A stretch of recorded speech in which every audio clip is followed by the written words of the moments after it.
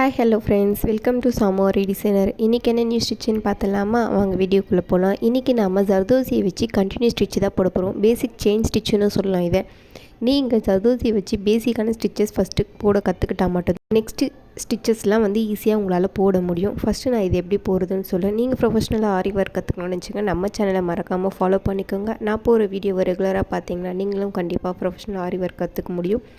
இப்போ வாங்க ஜர்தோசி வச்சு நான் எப்படி போடுறதுன்னு சொல்கிறேன். இப்போ நான் 2 டைப்ஸ் ஆஃப் ஜர்தோசி எடுத்திருக்கேன். ஃபஸ்ட்டு ரொம்ப தின்னாக இருக்க ஜர்தோசி, அதை சாதி ஜர்தோசி அப்படின்னு சொல்லுவாங்க. ரொம்ப சாஃப்டாக இருக்கும் பார்க்க. இன்னொன்று கில்டர் ஜர்தோசி, அது மினிமின்னு இருக்குது பார்த்தீங்களா.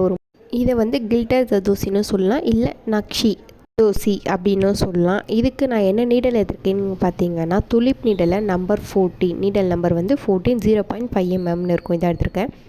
இதை நீங்கள் உடன் நீடலையும் போடலாம். இதுக்கு பார்த்தீங்கன்னா நீடலோட சைஸ் ரொம்ப பெருசாக இருக்கும். இதுவும் உங்களுக்கு கம்ஃபர்டபுளாக இருக்கும்.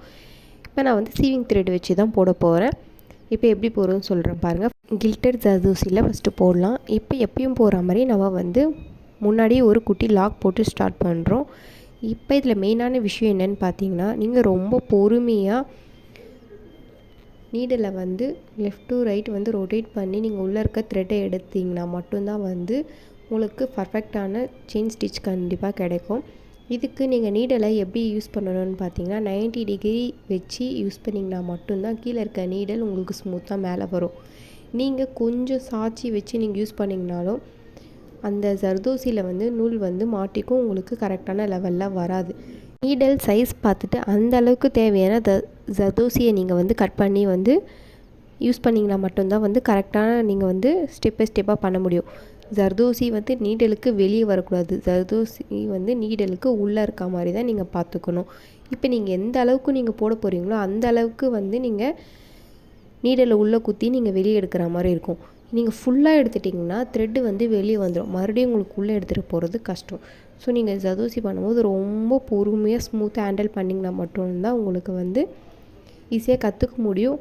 1 டைம் ட்ரை பண்ணிவிட்டு நீங்கள் விட்டுறாதீங்க. 2 or 3 டைம்ஸ் கிட்ட நல்லா ட்ரை பண்ணிங்கன்னா மட்டும்தான் ஜர்தோசி உங்களால் ஈஸியாக கற்றுக்க முடியும். இது கொஞ்சம் எல்லா ஸ்டிச்சஸை விட இது கொஞ்சம் கஷ்டமாக தான் இருக்கும் ஜர்தோசி நீங்கள் யூஸ் பண்ணுறது. நீங்கள் மற்றதெல்லாம் நீங்கள் கரெக்டாக அப்படியே ஒரு ஃப்ளோவில் ஸ்டிச்சஸ் போட்டு நம்ம போவோம். பட் ஜர்தோசியை பொறுத்த வரைக்கும் நம்ம எந்த ஸ்டிச்சஸ் போடுறோமோ அதுக்கேற்ற மாதிரி நாங்கள் லெவலாக நீங்கள் கட் பண்ணிவிட்டு தான் நீங்கள் ஒரு ஸ்டிச்சும் போகிற மாதிரி இருக்கும். ஸோ அதனால் நீங்கள் ரொம்ப பொறுமையாகவே ஹேண்டில் பண்ணுங்கள். நெக்ஸ்ட்டு பாருங்கள், நம்ம தின் ஜர்தோசி தான் எடுத்துருக்கோம். சாதின்னு சொல்லுவாங்க இதை. ஸோ நெக்ஸ்ட்டு அதுலேயும் போட்டு ட்ரை பண்ணி பாருங்கள். இப்போ அதுக்கும் என்ன டிஃப்ரென்ஸ் பார்த்தீங்கன்னா, கில்டர் ஜர்தோசி கொஞ்சம் உங்களுக்கு கொஞ்சம் லூஸாக இருக்க மாதிரி இருக்கும். எப்படி சொல்கிறதுன்னு பார்த்தீங்கன்னா கொஞ்சம் கேப் விட்டு இருக்க மாதிரி இருக்கும். ஸோ அதில் நீங்கள் போடும்போது உங்களுக்கு ஈஸியாக நீடல் உள்ளே குத்தி குத்தி எடுக்க உங்களுக்கு ஈஸியாக இருக்கும். இந்த தின் ஜர்தோசி எப்படி இருக்கும்னு பார்த்தீங்கன்னா ஃபுல்லாக கண்டினியூவாக அந்த ஸ்ப்ரிங் இருக்கும். ஸோ இதை நீங்கள் உள்ளேருந்து குத்தி எடுக்கும்போது கொஞ்சம் கஷ்டமாக இருக்கும் அதை விட. அதனால் ஃபஸ்ட்டு நீங்கள் கில்டரில் வச்சு நீங்கள் நல்லா ப்ராக்டிஸ் பண்ணிவிட்டு உங்களுக்கு கரெக்டான நீடலில் வச்சு நம்ம எடுக்கிறோம் அப்படின்னு நல்லா ப்ராக்டிஸ் ஆன பிறகு நெக்ஸ்ட்டு இந்த ஜர்தோசியை வச்சு நீங்கள் ஸ்டிச்சஸ் போட ட்ரை பண்ணுங்கள். இதுக்கும் அதே சேம் மெத்தட் தான். நீங்கள் 90 டிகிரி நீடலை ஸ்ட்ரெயிட்டாக வச்சு நீங்கள் யூஸ் பண்ணணும். நெக்ஸ்ட்டு நீங்கள் ஃப்ரேமில் ஒர்க் பண்ணும்போது உங்களோட ஹேண்டு அந்த ஃப்ரேமில் கிளாத்தில் அழுத்திட்டு இருந்தீங்கன்னா கிளாத் லூஸாகவும் உங்களால் ஒர்க் பண்ண முடியாது. ஸோ உங்களோட ஹேண்டு அந்த ஃப்ரேமுக்கு வெளியே தான் இருக்கணும்.